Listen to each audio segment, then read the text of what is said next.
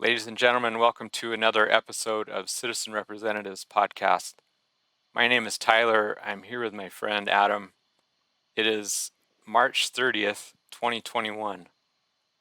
Adam, how are you doing today? I am fantastic, Tyler. I'm glad you asked How's the because, weather? Go ahead. no, I was going to say because, with all that's going on in the world, uh, there's a principle in the universe called the law of dominating good. And so we're going to get there eventually. It may be hard, it may be tough, but we can take solace in knowing that we're headed in the right direction, even if we're headed in the wrong direction. Does that make sense? We'll get there eventually.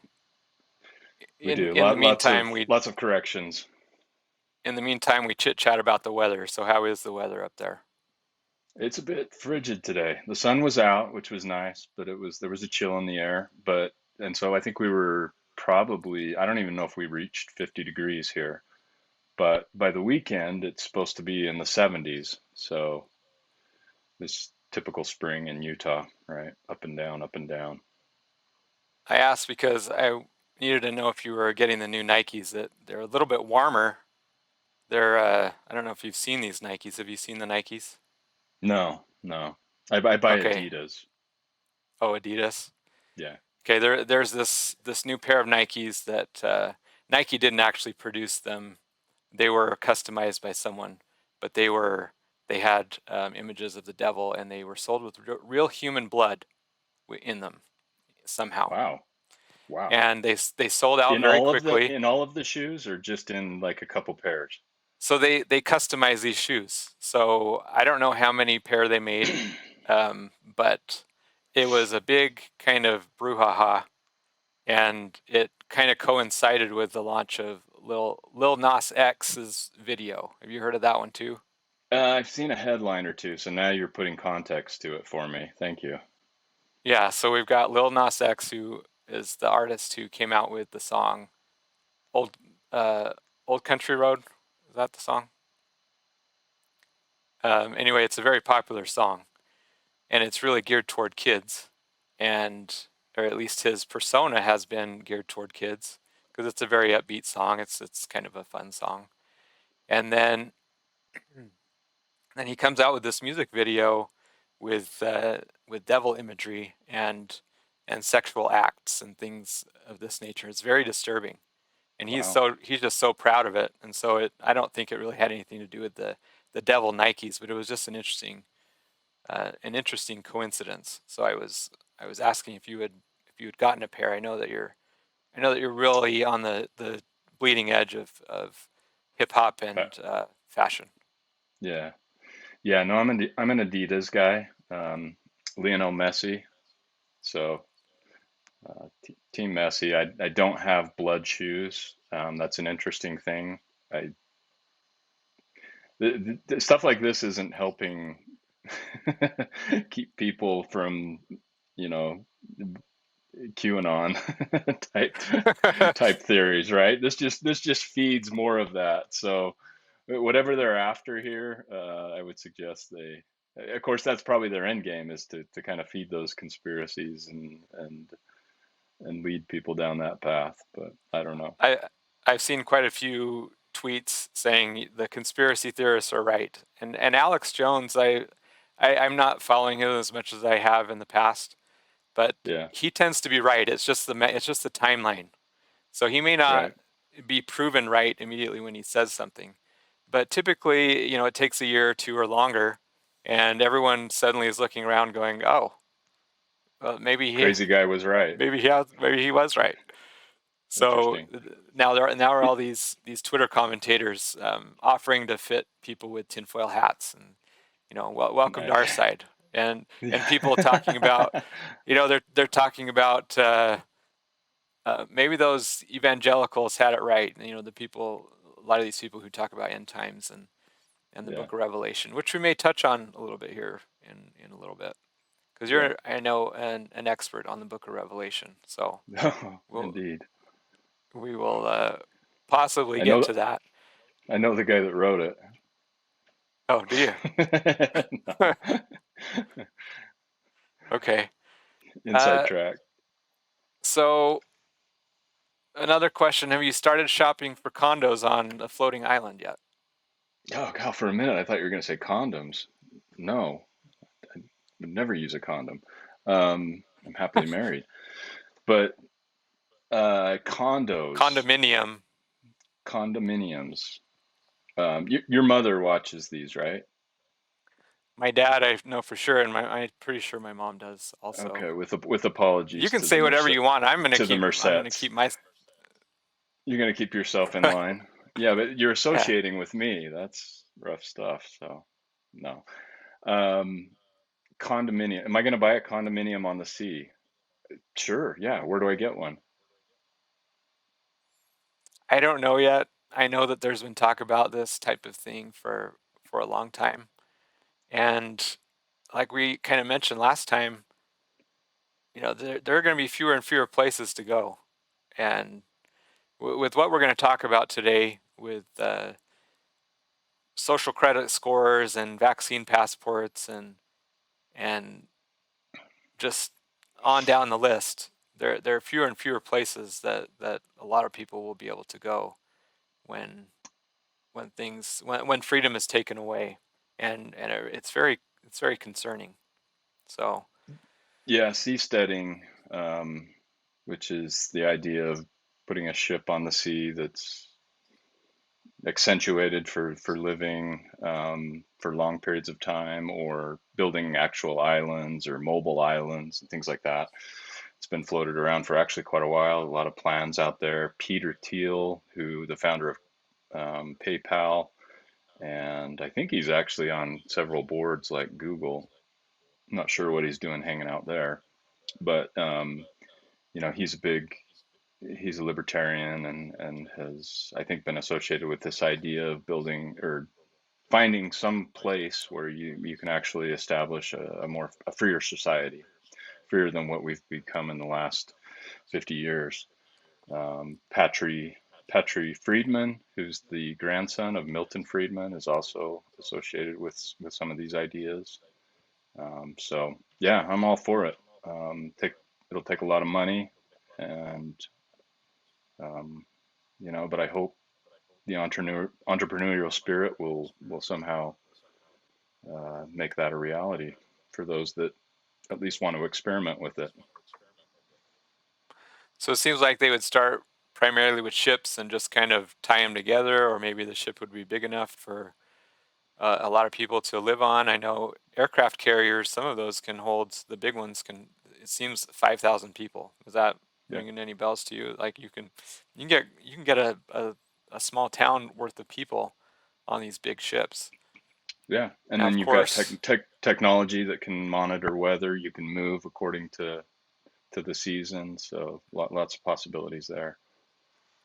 so the what I've been thinking about, and not that I'm gonna do anything about it. It's not like this isn't a specialty of mine, but creating, just floating kind of pods that people can go and it's kind of a modular thing and I'm sure that people have already designed these and have thought these out. But modular type things where you can say, oh well, I'd like something that's 2,000 square feet, and I'm gonna put whatever I want on there. I can connect to all the utilities. I can I don't know, put solar panels on. I don't know, anything that you would really want to. And one of the everyone needs internet nowadays, and I think Elon Musk is making that type of deal in the sea a little bit more of a possibility, because there's been satellite internet for a while, but it's been pretty poor quality. And now he's coming out with the Starlink, I believe it's called, and I've seen quite a few people that I watch on YouTube who have received the systems, and they say it works 100 times better than what they had before. And so now you'll have, and I mean, you can have your solar panels, which can distill water. You can have your internet. You can have whatever else you want, and be with like-minded people who kind of follow the same principles and ideas that you have.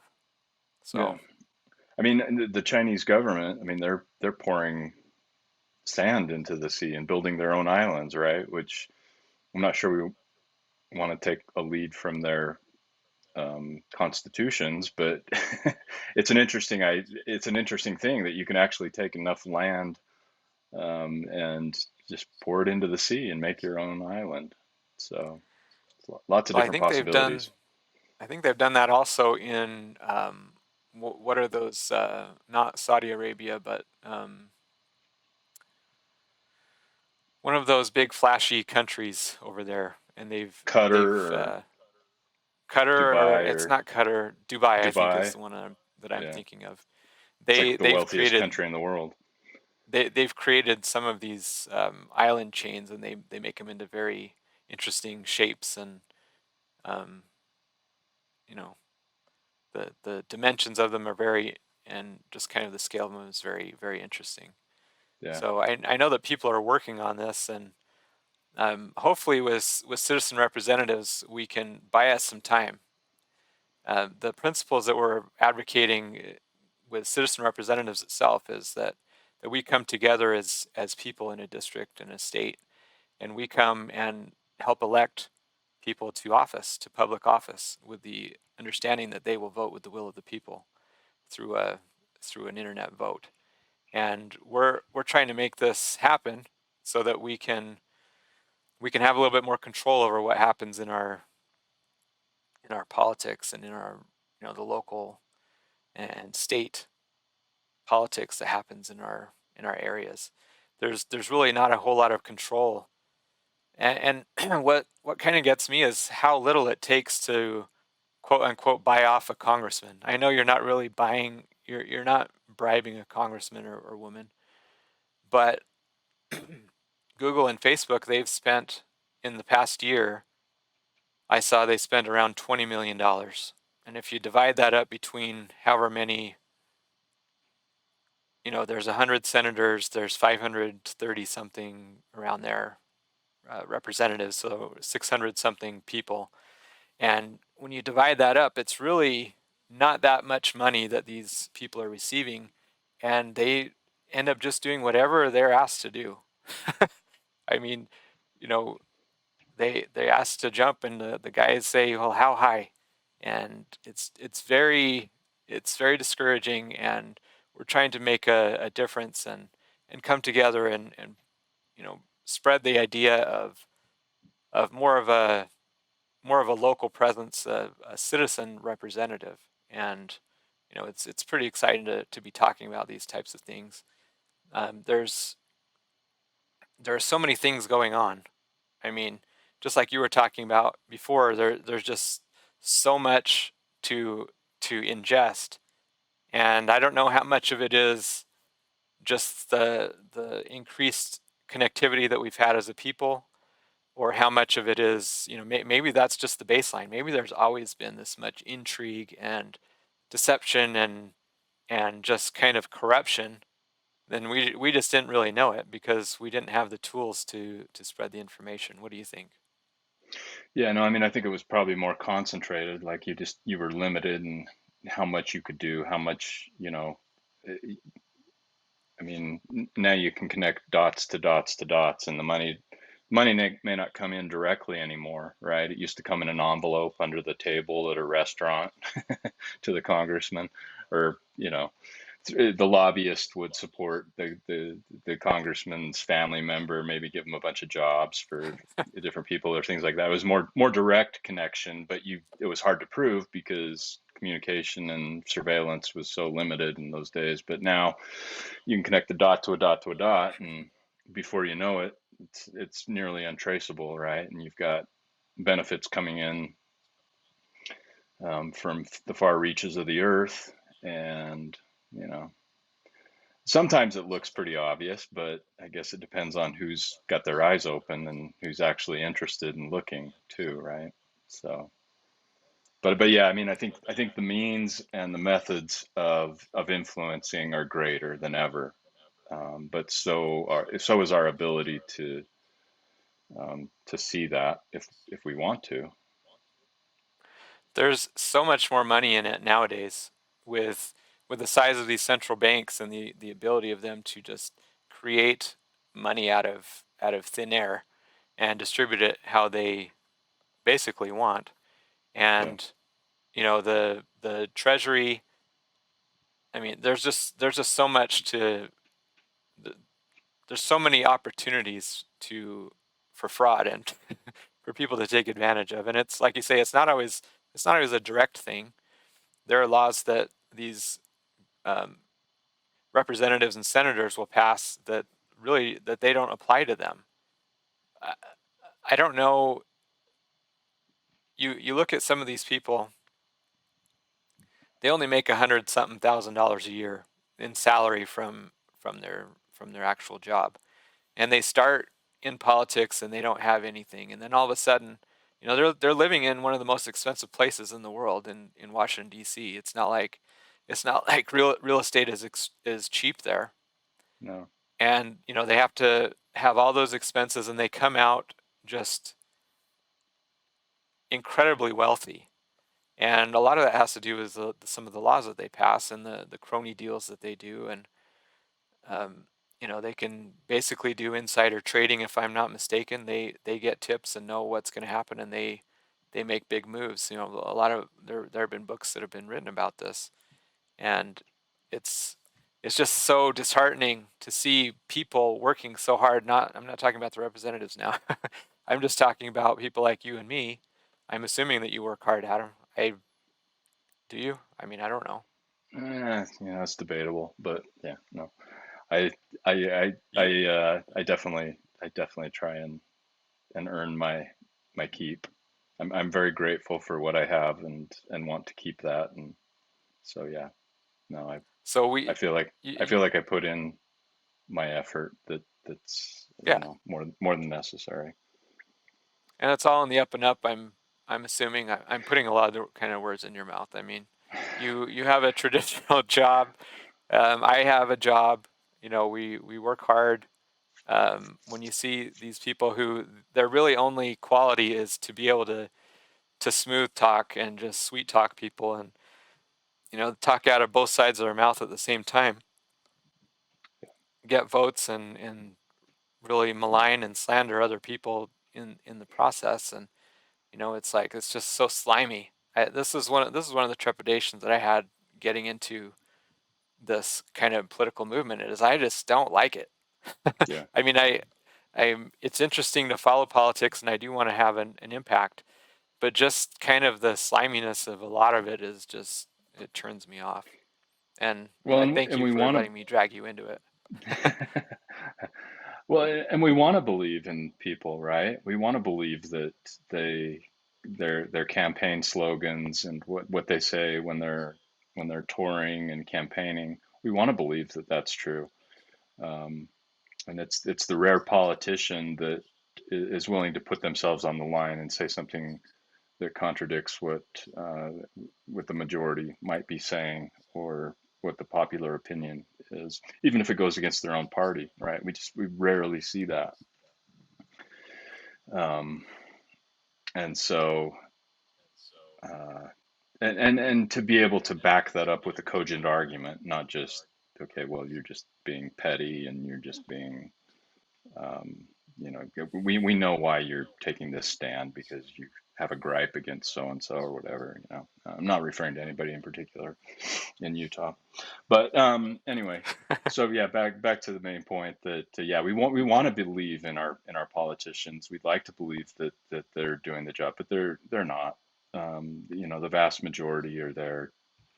Maybe they believe they're doing the right things. They're convinced they are. I can believe some of that too. But there's always it does seem like um, there's always an end. And I don't fault people for chasing. They want to.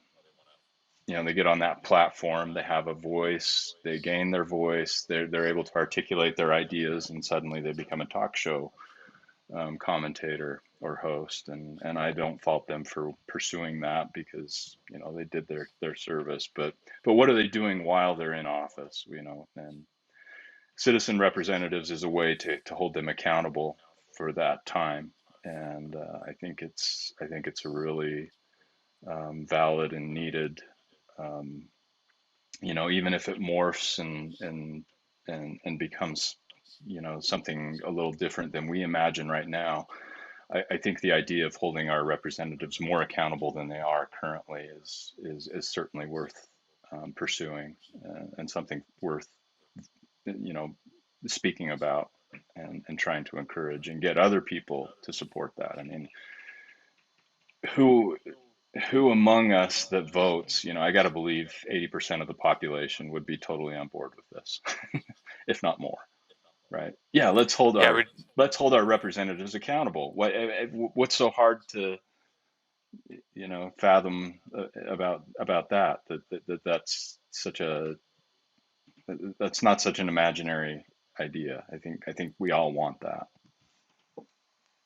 I think we do too, and a lot of their time is spent, probably half of the representative time anyway in the House of Representatives is spent fundraising, and if we can basically eliminate that need to fundraise, and it'd go a long ways.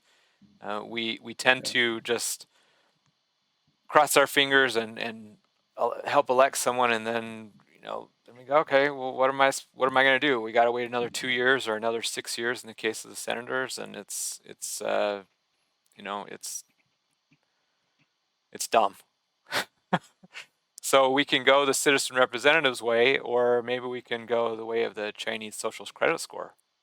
What do you think about Yeah, that? yeah. Maybe Nice, we can. You like that? nice transition. That was well done. Yeah, we're going to talk about the Chinese social credit scores, and leading into vaccine passports and things like that. So what the Chinese have come up with, what they call it. I don't know if it's what they call it, but it's what I understand them to call a social credit system. And this is built on businesses and citizens, both their economic and their social reputations. And it's a numerical type system that you're either, I think you start out with a base score, and then it can go up or down. It doesn't really matter exactly how it's constituted, but the idea is that if you do things that basically the communists like, you keep your points or you add points. If you do stuff that they don't like, those points are removed, and a lot of the freedoms that you have, the very few that you have in China, are removed from you. So they have a unified. Well, it's not really unified yet. They're still in the implementation part of this system. It's they're a very command and control type government, so they do have a lot of control with this, but it's still being kind of cobbled together. I don't think there's any one main credit score that they're using yet, but it's coming together. So this is related. This is closely related to China's mass surveillance, where they have facial recognition everywhere, and they'll start implementing AI, or what does AI stand for? I'm just drawing a blank. Artificial intelligence. Artificial artificial intelligence. It I was a could use a movie. little bit of AI. Yeah, I could use a little bit of AI right now, a little bit of artificial to supplement the natural sort of intelligence that I have. But they're going to use that to program in. Okay, so and so is saying this, and they can hear and see what you're doing and see exactly where you're going, and all of that. So there's some of these things that go against you. Okay, so we already know the concept of a credit score, because anyone who's taken out a loan, a car loan, a mortgage, credit cards, anything like that, you have a credit score.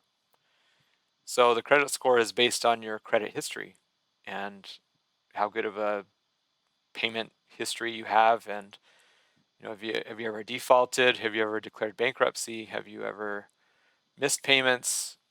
Are you good on your payments? How many lines of credit do you have? They look at the types of credit, and they assemble a credit score. And in the United States, those scores range from I don't know how low they can get, but I think you could probably have a zero. Can you have a zero? I've never seen anything that low. I used to work in banking, and I think actually seen some that may have dipped below 500. I could be wrong about that, but yeah, I mean 500 is a horrible score. In the 500 range, 5 to 600. 600 to 700 is good. I mean, obviously there's degrees, but if you're 650, that's decent credit. The 700 is probably where most people would like to be, 700 and above. I've seen, 800s do exist.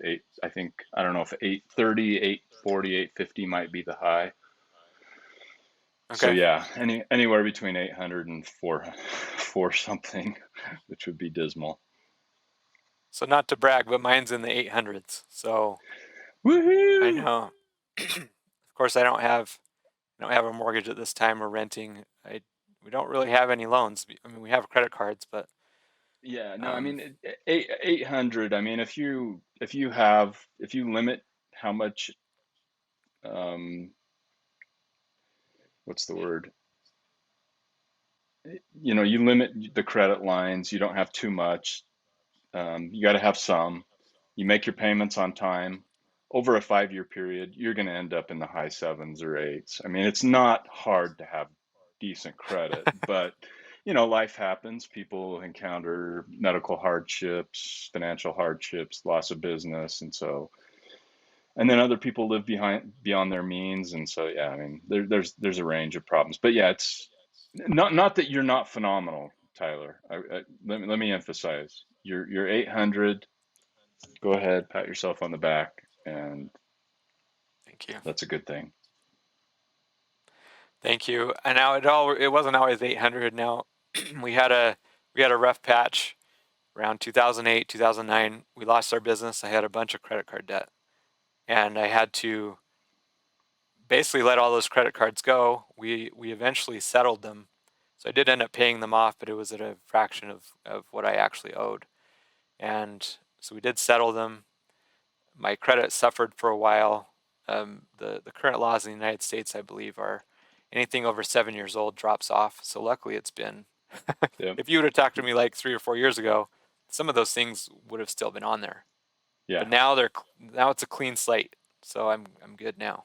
Now I can go Yeah. rack up another couple 100,000 in credit card debt and let it go. Yeah, 2007 to 2010. I mean, I think we all get a pass on that. That was a rough patch for a lot of us. So you're not the only one there, Tyler. Yeah, and I'm worried that this current kind of set of years are they're shaping up to be something far worse. Right? I didn't really plan to get into this much, and I don't really want to go much further, but the financial kind of instruments and shenanigans that are going on right now, the Fed is in a between a rock and a hard place. Interest rates are so low, they're facilitating the federal government all this spending. Okay, the government, they have to borrow so much of what they're spending right now that if credit or excuse me, if interest rates raised at all, it would be almost disastrous. And there's really not much room for interest rates to go. You can't. Well, eventually they're going to do, and they already have. And I think we talked about this for a portion of a previous episode. But negative interest rates. You'll go to your Yeah. bank and they'll say, "Hey, we're going to actually charge you for holding your money here," which will, of course, incentivize people to spend it and buy Bitcoin. Probably that's what I'm going to do anyway. No endorsement there. No, well, Maybe. this is not a don't take your financial advice from us. No, Um, absolutely not. that's not what this is about. What I was getting at is that we we're talking about China's credit scores, and so as I was likening our credit scores, we kind of say, okay, yeah, I get it. If everybody needs a credit score, right? Well, now they're incorporating a social credit score into this, which goes way beyond just your financial payments and your track record of repaying loans. Now, some of these things that factor into the social reputation are playing loud music, eating on public transit, jaywalking, failing to show at a restaurant when you have a reservation or a hotel reservation. Eventually, and it may already be happening, things that you say on social media, they have such a wide net of things that they can bring in that if you don't have the right viewpoint, if you're not saying the right things about the Communist Party, then your credit score, your social credit score goes down. Now, this isn't just some nebulous thing that doesn't make any sort of difference. There are a lot of things that they will restrict and have restricted a lot of people from doing. And one of those things is traveling. So they're not allowing a lot of people to have to travel in a way that they normally would. So you have a poor social credit score. Well, now you can't take this train or this airplane or that route. You have to do something else. You have a bad credit score. Well, now your kids aren't going to get into the right schools. You have a bad credit score. Well, now there are black marks on your reputation, and you're going to have a harder time getting good employment. And there's social status that goes with this too. There are, um, you know, thankfully for them, there is a way to get off of to improve your credit score, but it takes a lot of genuflection and behind kissing and you know things like that. So some of the things that can get you back on the good side, in addition to those things, are donating blood. Now these are things that I got off of Wikipedia, so we all know how accurate and right on the money Wikipedia is, especially with things talking about the Communist Party. Donating to charity, volunteering, and of course praising government efforts on social media. By charity, you mean the CCP. Yeah, I'm pretty sure. I don't know that they have other charities. There. I mean, actually, I'm pretty sure there are underground things that go on there, just Yeah. because of that's just human nature. People don't want to be. I can't speak for everyone, of course, because looking at what goes on in the United States, with so many people just willing to just give up everything in the name of safety, going back to one of the topics that we talked about before, um, and giving it up for um, just the accolades that come with it. I don't know if accolades is the word. What's the word that I'm trying to say? It's it'll come to me. But the basically doing things so other people can see you doing them. It's do you know what I'm talking about? Well, I mean, virtue signaling or There we go. That's the word. moral preening, the peacock with the head tilt and the neck extended. Yeah, definitely the virtue signaling. There's been so many people just willing to give up everything just to virtue signal and to show that they're doing their part. And I really would like on Facebook they have disclaimers for when there's fake news. I would really like it if somebody when they're going to virtue signal that they'd give me a virtue signal alert because I don't want to It's a have to good read through idea. the whole post. If Yeah. this is going to be pure virtue signal, give me a heads up. Just like they have trigger warnings or whatever for on TV when there's a violent scene. Well, I need that. I need to know what's coming because I don't have all day. I don't want to spend all day reading your virtue signal. So Well, I mean, you can usually see the signs in advance, can't you? You read the first line and it's like, okay, yeah, I know where this is going. usually, and I know I may have said this before. I'm virtue signaling, talking about virtue signaling. So Oh, it's we it's all the do it. pretense of pretentiousness. I'm the most pretentious person I know about pretense. So we have this credit score, this social credit score in China. Now, I'm not against credit scores necessarily. I got into a little bit of an argument with a relative by marriage on Facebook, and they were talking about what's wrong with a social credit score. Wouldn't we like to? I mean, I'm looking through, like I said, reading through this Wikipedia thing, and I'm going, oh, this sounds great.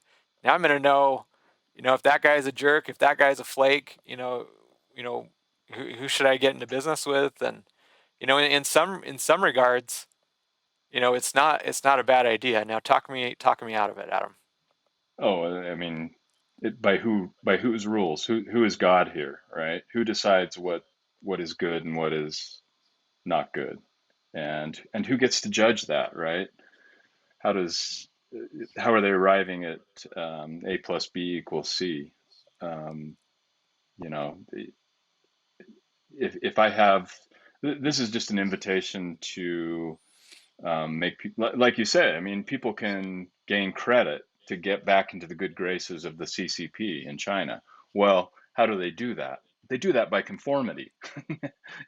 Get in line, say good things about the CCP, stop being, stop thinking for yourself, stop having opinions that differ from other people. Um, so yeah, social credit scoring is a bunch of malarkey.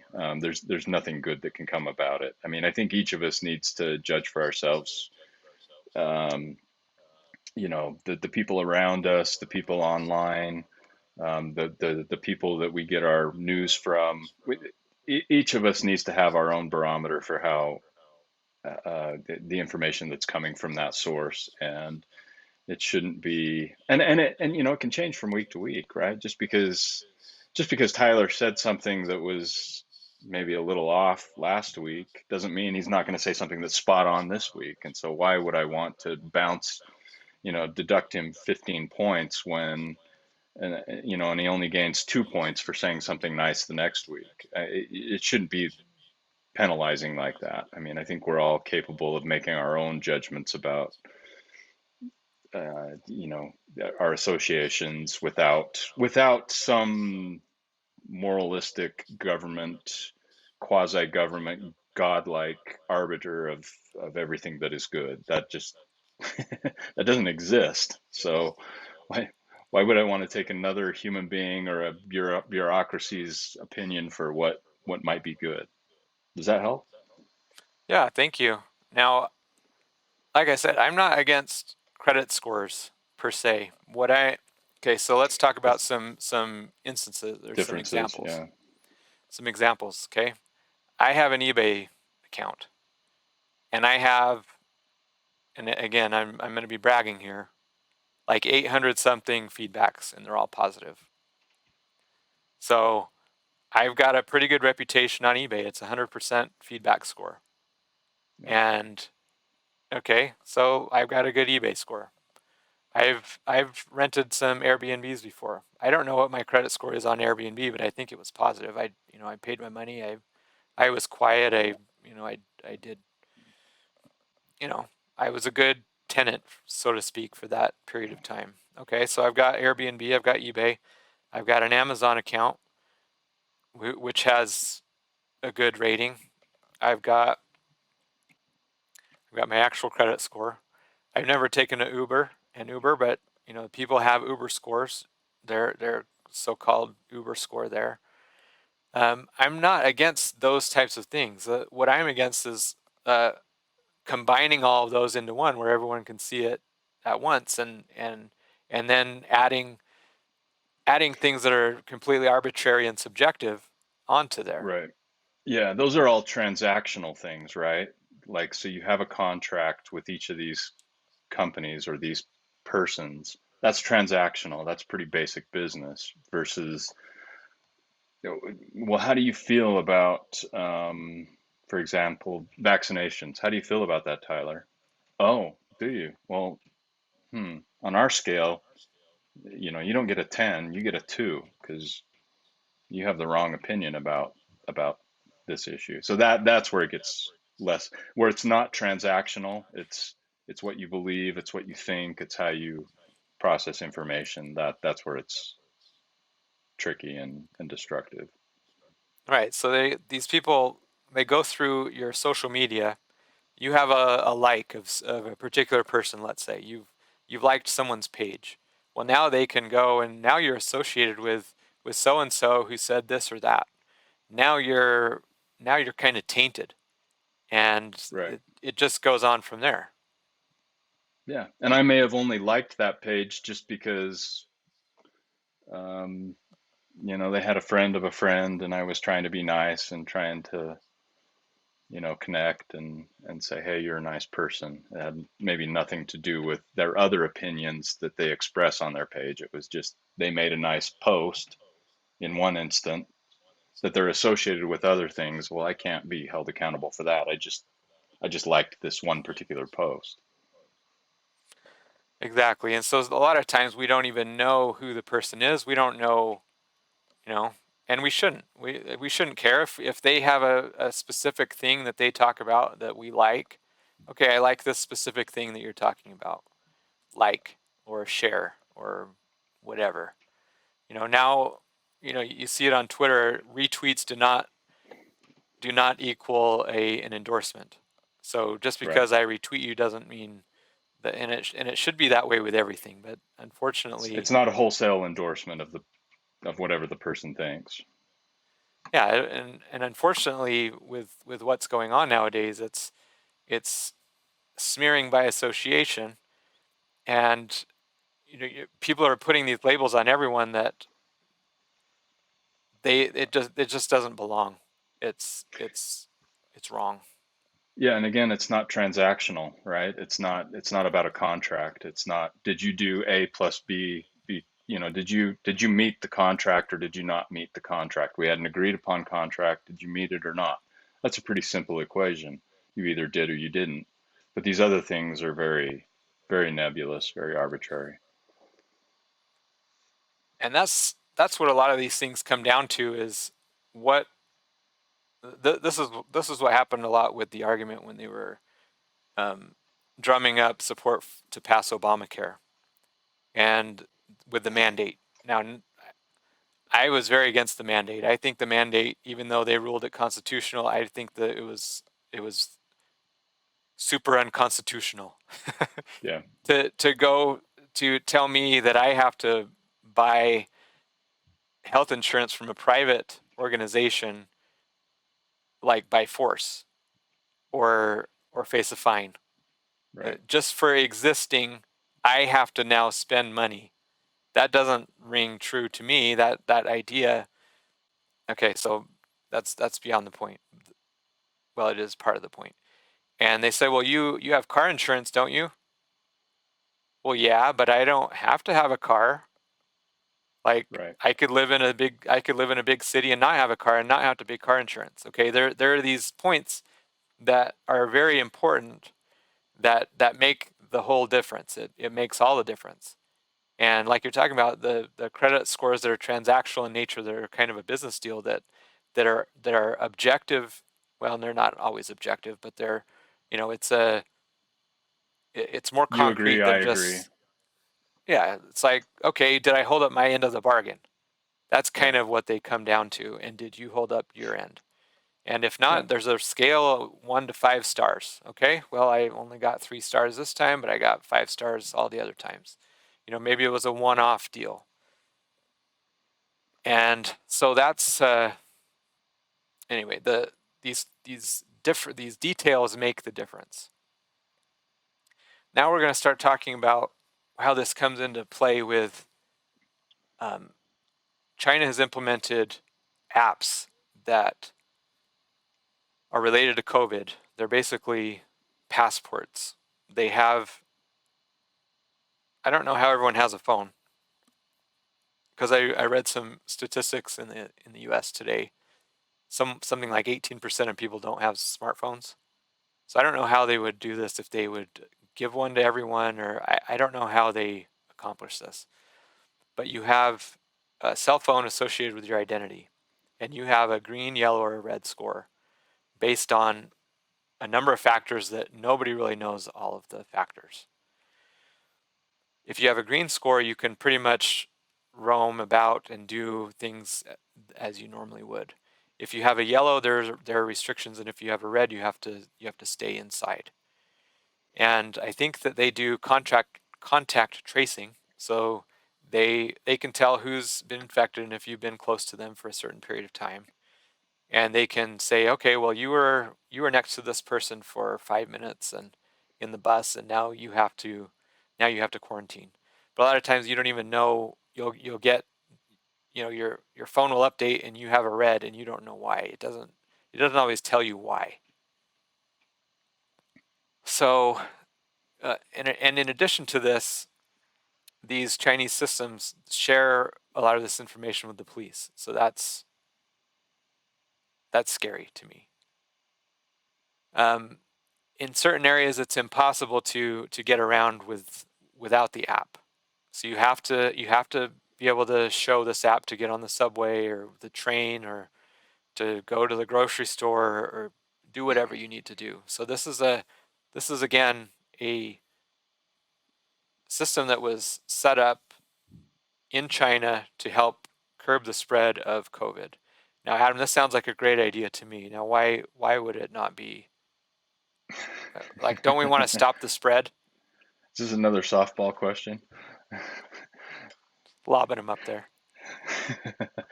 um, yeah, I mean that's where ideas always start in the name of safety, in the name of security, right? But the reality is that you have to look at a bunch of other factors. One, how the disease is actually spread. Um, Other, who it's spread to, who's most vulnerable, and yet we're going to penalize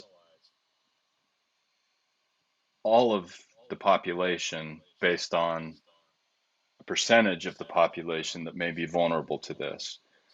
And so you have to start asking yourself, what's the reason for doing that? Are we really that benevolent of a society that we just drop everything? We just ruin our economies. We just, yeah, we'll go along with whatever. You can have all my information. You can monitor me wherever I go. Fine. Yeah. No, I mean, in the interest of this, what is it, 0.00% of people that are affected. Now, don't get me wrong, it's horrible that people die, but people die of a lot of things, and so you have to start weighing risk versus um, reality, which is we have to get on with life, and there are always unintended consequences for trying to um, negate risk. There's always going to be a consequence. Well, what happens to the other parts of the population? And so there's just so many things to take into account. But the bottom line is, do you trust a centralized government? I mean, just the way these apps work, anybody that's in technology knows that it's not very hard to add something to an app, and now you can trace something else about the person, right? It's like, oh, we have this data. Well, we can extrapolate this data. And so your privacy just goes absolutely out the window. Your mobility, your freedom to move about is out the window. There's a myriad of reasons why this is problematic, and again, it's just, it goes back to another segment that we did about the convenience of the virus and how it allows government and institutions to implement things that are difficult to undo, right? Once you start down this road, well, why should we take, COVID's long gone, 2 years from now, perhaps. Well, we still need the app because we've got flu viruses, we've got other concerns. How do you make this stuff go away? There's no, once you've got that app, once you've downloaded it on your phone, why would people want to give up that power, especially if they're monitoring other activities and things beyond just the original intent? So it's a long conversation, and there's a lot of nuance to it, but I think this is a horrible idea. So we're still taking off our shoes at the airports, right? For something that happened 20 years Case in ago. point, yeah. Case in point, yeah. Exactly, right. Are my I mean, I shoes think they really a have threat? better. I think they have better bomb detection stuff now. I mean, we went through the airport and I'm trying to remember what it was. It was like baby formula or something. It was something weird that triggered. I don't know if "triggered's the word, but it's it set off some internal alarms, and we had to go be shuttled away from the rest of civilization and be, interrogated for a minute. And I think they have better ways about going about it than taking off our shoes nowadays. And maybe I'm wrong. We have three-dimensional imaging, X-ray imaging that can basically render you naked. Why can't it incorporate the shoes into that equation? I mean, it's silly. It's just an Well, they'll added find the inconvenience. Like, they'll find the human blood vials in them, and then they'll really have some questions. here's my solution: clogs. Anytime I fly, I thought you were gonna say Crocs. yeah, something disgusting that probably accumulates incredible amounts of bacteria and mold and mildew. Spongy, spongy. You Yeah, can wear them in the shower. baking soda, that's the solution. Well, the Biden administration. This is a headline from the Free Beacon. Biden administration pondering vaccine credit system patterned on China's. So this is so exciting to hear about, and I thought that this is what I thought they were doing. What they call a trial balloon. Are you familiar with the concept? Yeah. Yeah, So no, I they was going they to say, put what? out this.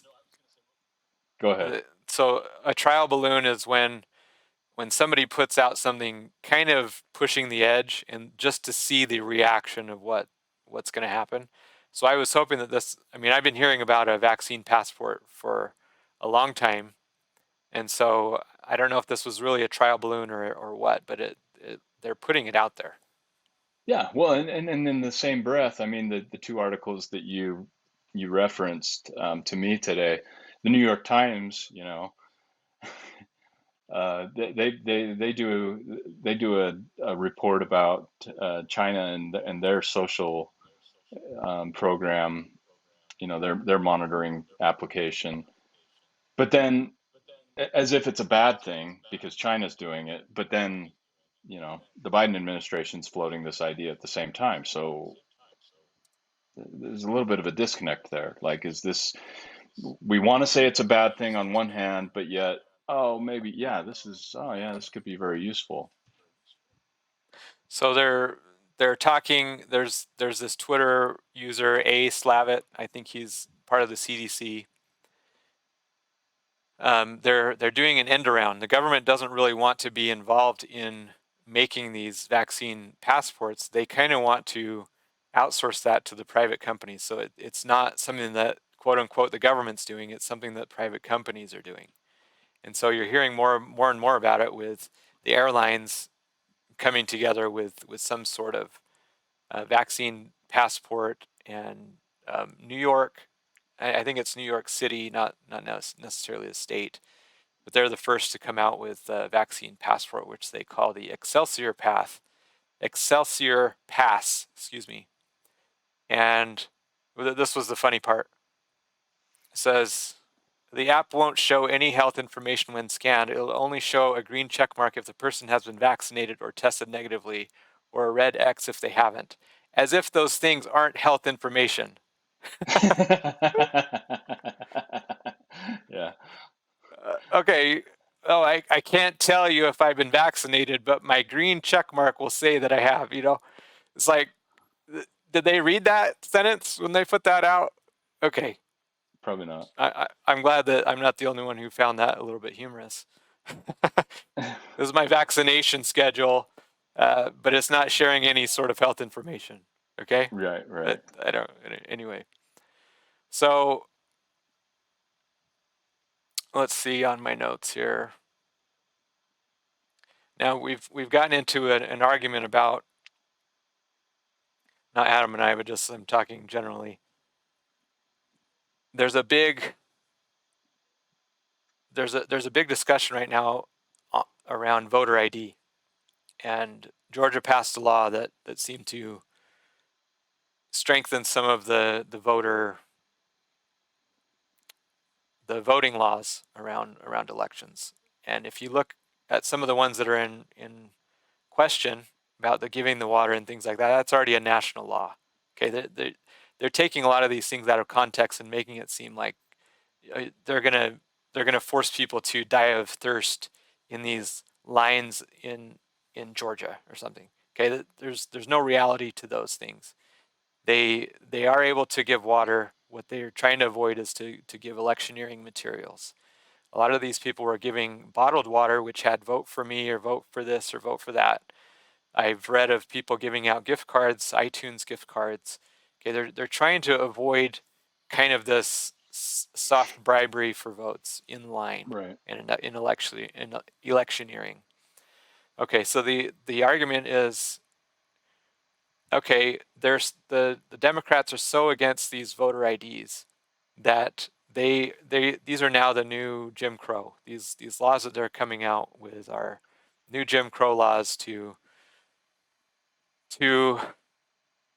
force people to restrict voting, basically. And but these same people who say no IDs for voting now want a national vaccine passport, basically, which is an ID, and it's a form of ID. And I thought it was really funny. I don't know if you read this in the bullet points, but Jim Jordan, he's a representative in the Midwest, he said, "Well, you have to show your vaccine passport to vote."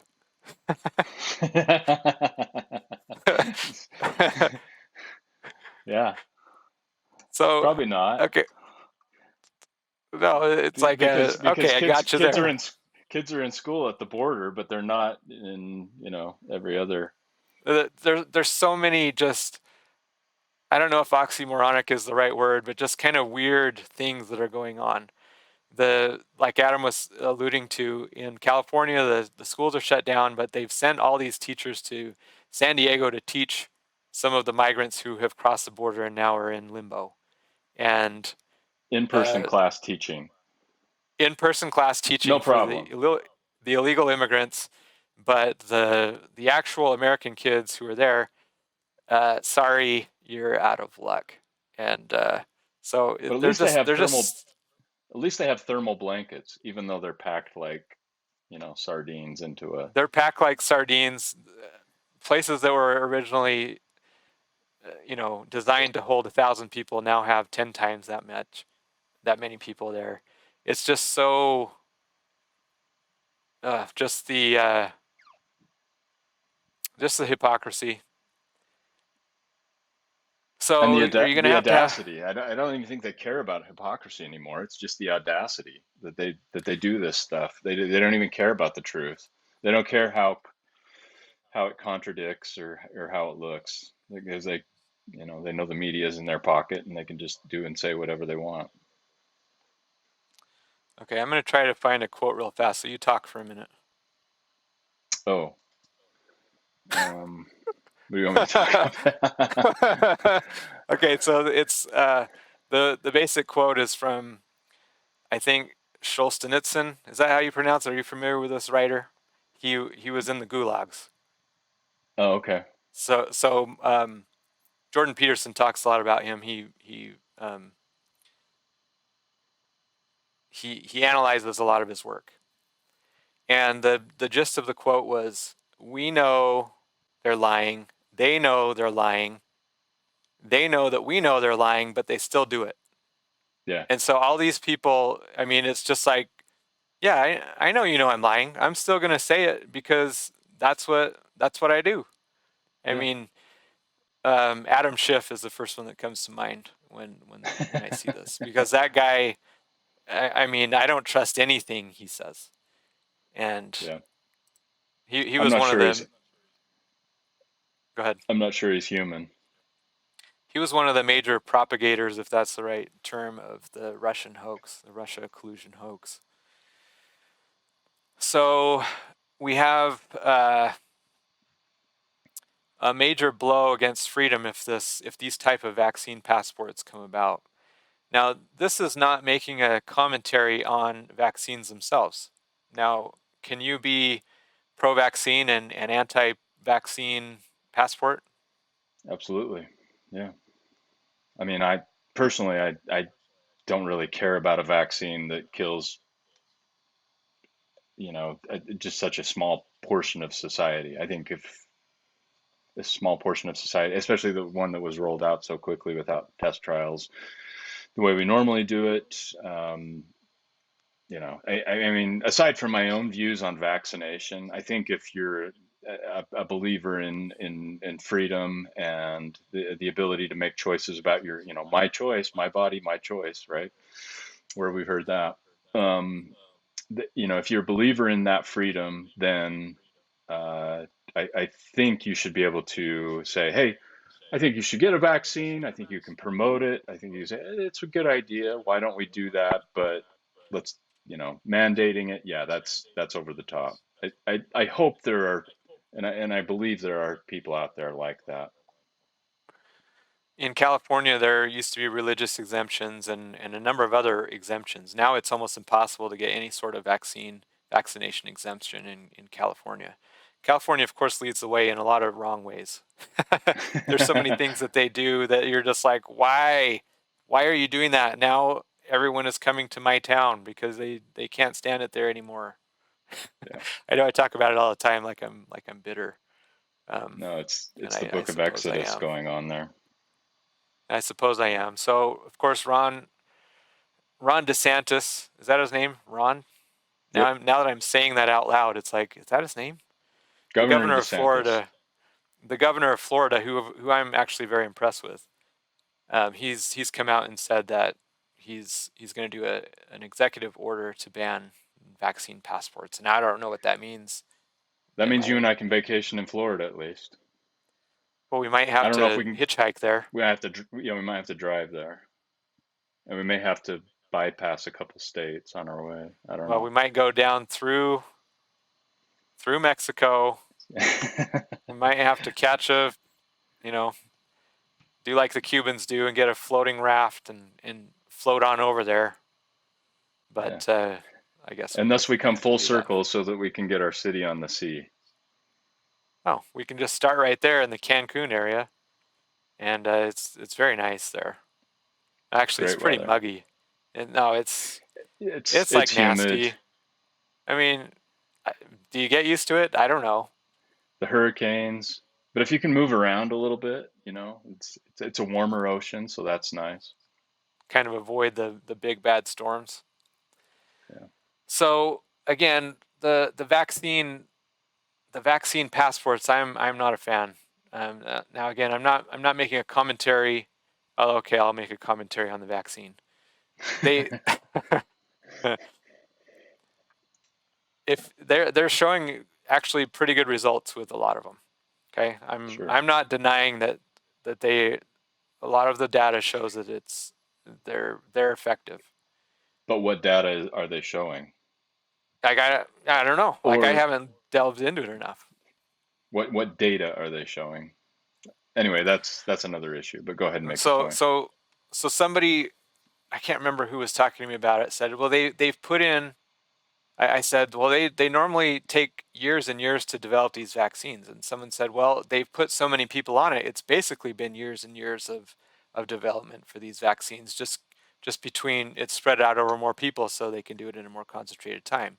But what they haven't done, and it's impossible to do, is to wait to see what happens to those people and to see Yeah, what type of outcomes that they have. That's impossible to do without time.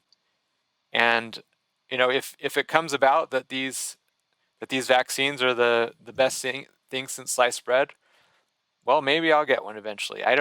I'm inclined not to at this time, but yeah, I may. If uh, there, I'm not going to say that I'm never going to get the vaccine, but it's just not in my it's not in my to-do list right now. First of all, sure.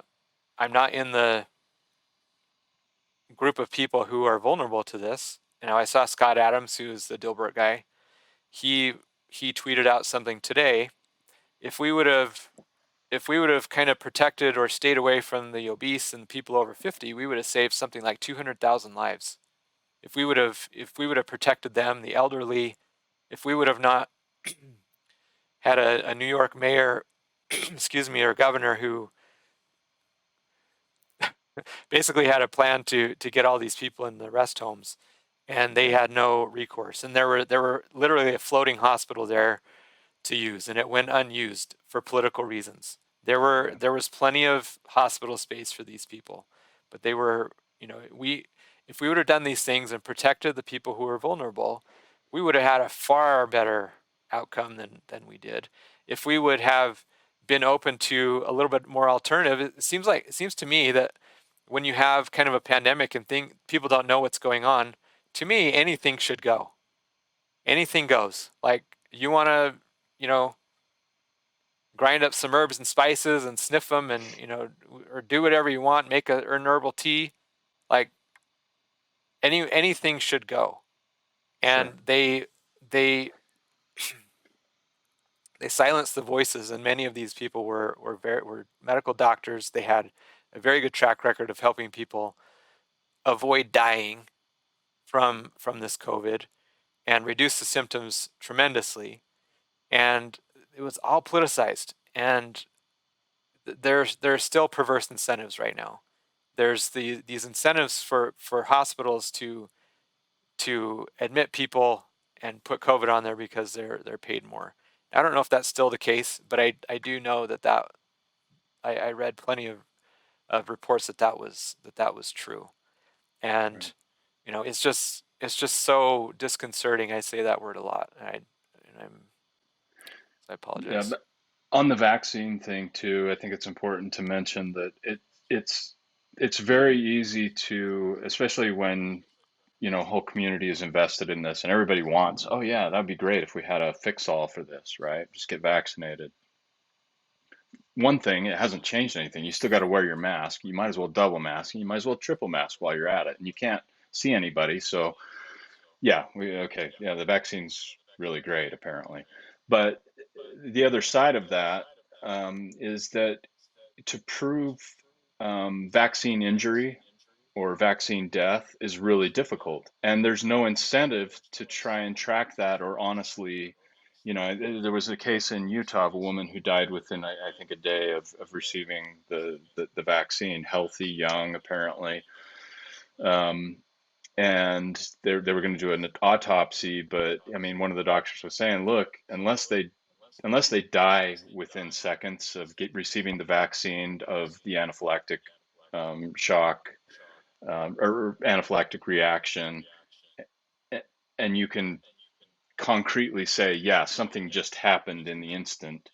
Um, but it becomes progressively harder to prove over time, right? And they admitted this. They just said, it becomes really difficult. And what's the incentive in the medical community, in government, to honestly track that, to honestly look at those instances where people have received the vaccine? I mean, you have Hank Aaron, who was trying to encourage, because the Black community had been experimented upon in the 1940s with vaccines, and it failed miserably, right? And many died, and so they're very distrustful. And so he's trying to encourage his fellow community to get the vaccine. This will be great. Well, I don't know that he died of the vaccine, but within 9 days of him getting the vaccine, the guy's dead.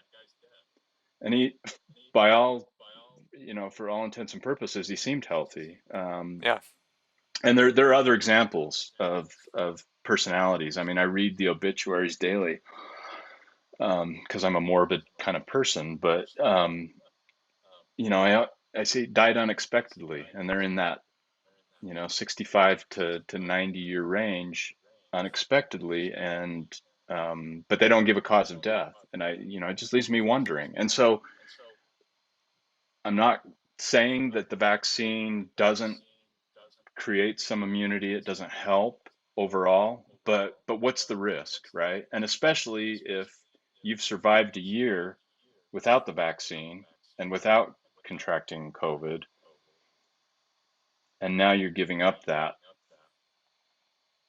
for something that may or may not work, yeah. may Again, may not work. Yeah, we're not giving advice. You have to do your own research. We're not medical professionals, so just to kind of cover our bases here. Not that anyone is going to gonna take take us our for advice. doctors or you know, but it you just have to take a step back and go, what's going on? You know, I'm not in the vulnerable group. Um, Yeah. you know, What are the I'm gonna let risks? everyone else go. Yeah.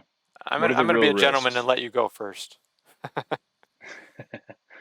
So we have, you know, these are big topics.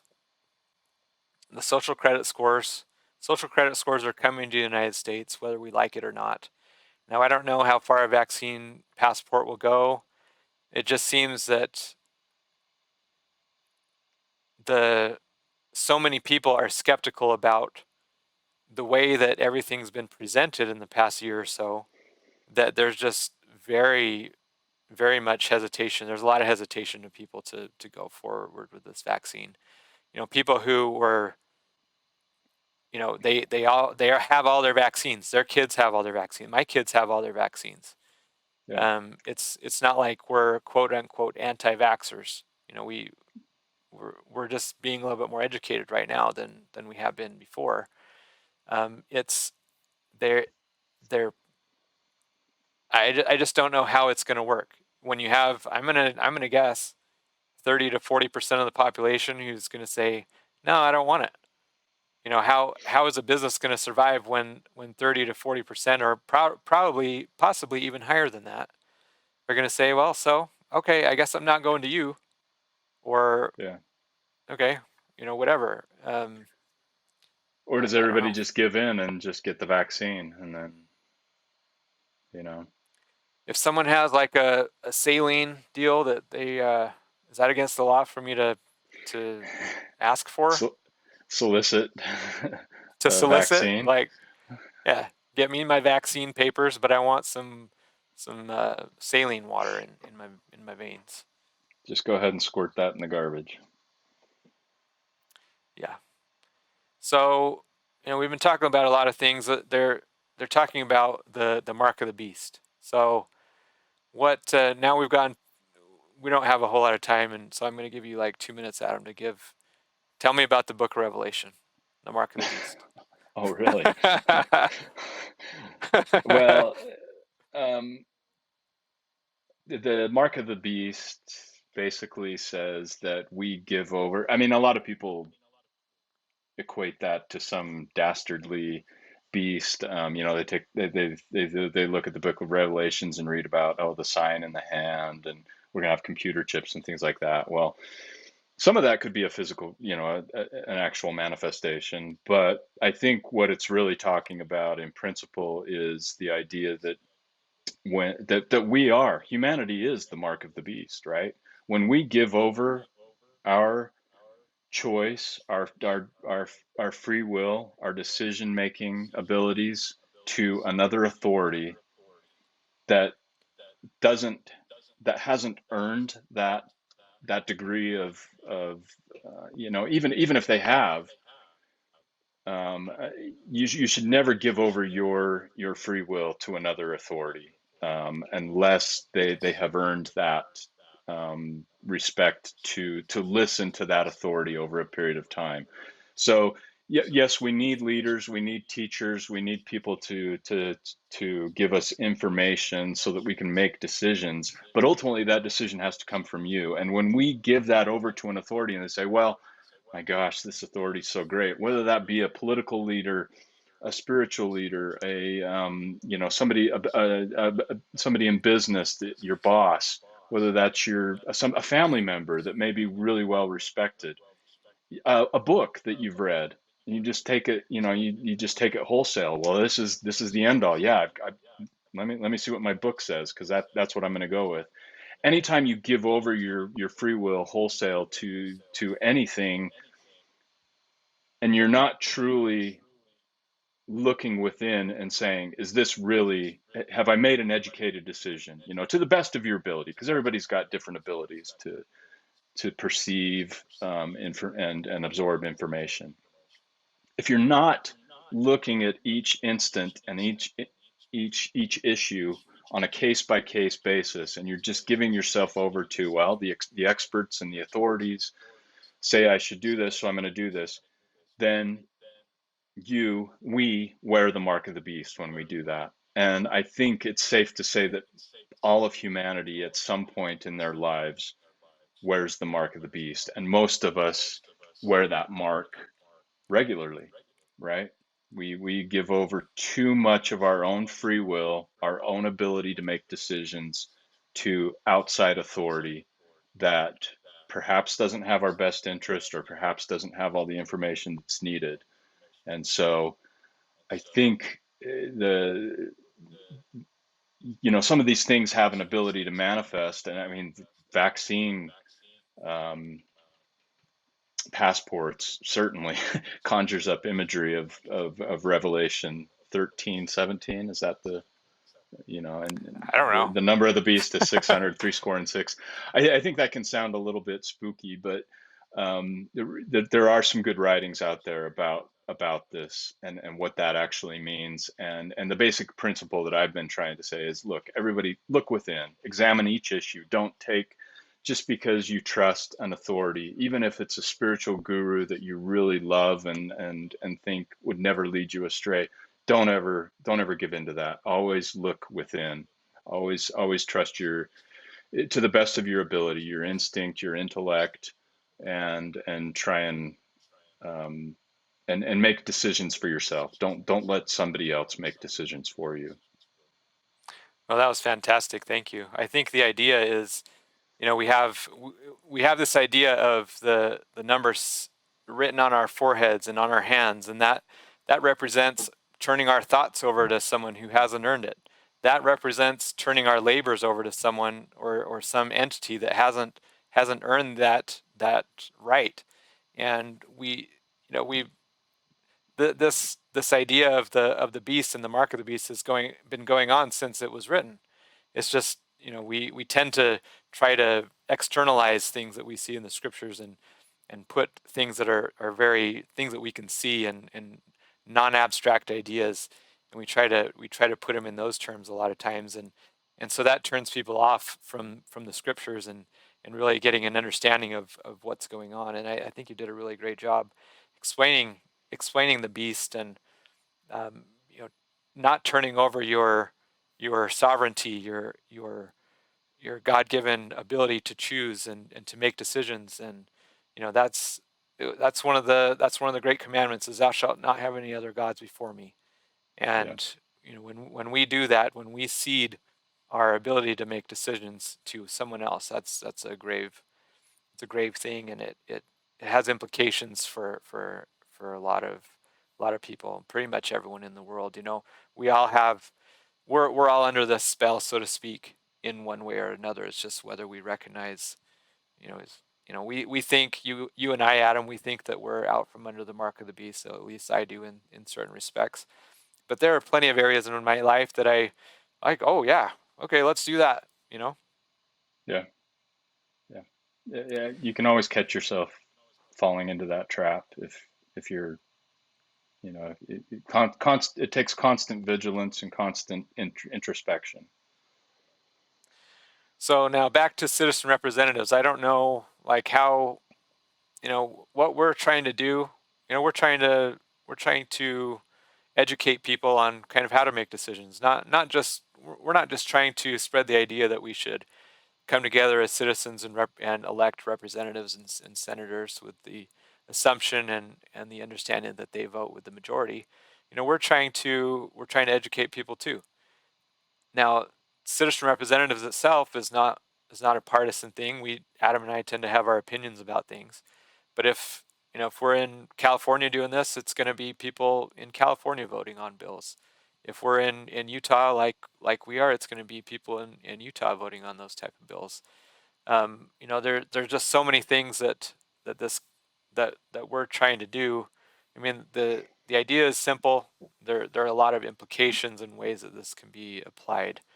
And any last thoughts, Adam? No, I think it's an important point. I mean, no matter what political party, I trust a group of people coming together, learning about an issue and making a decision on that issue rather than one single person where the rest just like, oh yeah, well, he's read the bill, I suppose. We elected him, fine, he can make the decision. But I like the idea of citizen representatives where even if I'm from an opposing political party, I trust that the legislation will never be quite as egregious when you have a majority of people, even if they think a different way from me, that they'll usually be they'll be able to implement things a little bit better and say, oh, that's a little over the top. We don't need to go that far. That's not really what we're looking for. I like that idea better. I don't know if that it would always play out that way, but I think that's an important point that you make. So I think a main kind of principle that we'd like to get off and to get over and to come across today is the principle of not ceding your decision-making abilities to people who would use them for bad purposes or for their own purposes. You have the ability to make decisions.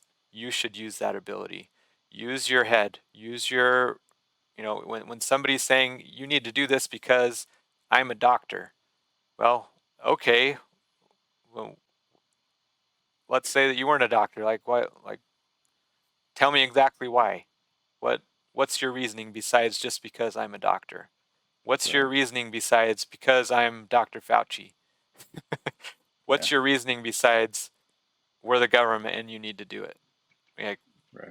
give me why. Give me the why. And I think that's an important principle to understand. And not be taken in by charisma, right? I mean, we know that a lot of people that are very charismatic on television, in the public forum, they have an ability to kind of capture our minds. They know how to say things. Well, we should always be looking behind those words and looking at the actual information, and making them support it. This is a big deal with the Wizard of Oz, right? You have the man behind the curtain, and you Yeah, have do what I say, and he has a big microphone, and then they pull the curtain back, and it's just this little guy, just pulling strings and doing whatever. It's yeah. it's just a big charade. Is that the word? Charade, charade, sure. Charade. Potato, potato. Sure, go for it. Okay. I'm good with it. I use the word. My name is Tyler. I'm with my friend Adam. This has been another edition of Citizen Representatives. We really appreciate you spending time with us. We're available on where all the podcasts are. If you just Google Citizen Representatives. No, don't Google. Let me take that back. Type in citizenrepresentatives.org. Go right to our website. We are available on YouTube. I know that's Google. We just can't get away from it. We're on Face. These things are larger than life. It's so ingrained in our psyche that these things just come out. We're on Spotify. We're on Apple Podcasts. We're on the podcast places. We're on YouTube again, Facebook. We're everywhere. If you feel that this is important, please like and share the episode. If you even feel so inclined, we would love it if you would donate to the cause. We're a beginning and nascent organization. We don't have big money backers, and this is something that we'd like to get out to as many people as we can. Again, appreciate you for your time, and we will catch you next time. Thanks, Tyler.